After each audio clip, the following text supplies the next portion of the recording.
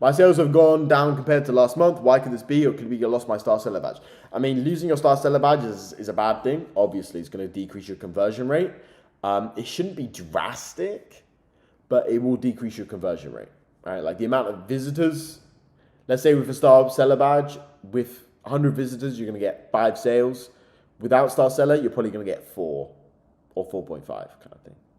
I would say, like, are you continually adding products? Are you focusing on your advertising? Are you optimizing products? How many, is your store really small? If your store's doing like a couple hundred orders a month, it's going to have that kind of fluctuation. I mean, if you're doing things correctly, bro, it should be growing actually. Like, yeah, like you're fucking up something is what I'm trying to say in a polite way. I don't know if I'm fucking so polite about it, but yeah. Super quick interruption. After you finish watching this video right here, go check out the video that's the top link in the description where I detail exactly how I made over £200,000 from Etsy dropshipping in just 3 months. Go check it out, but watch this video first.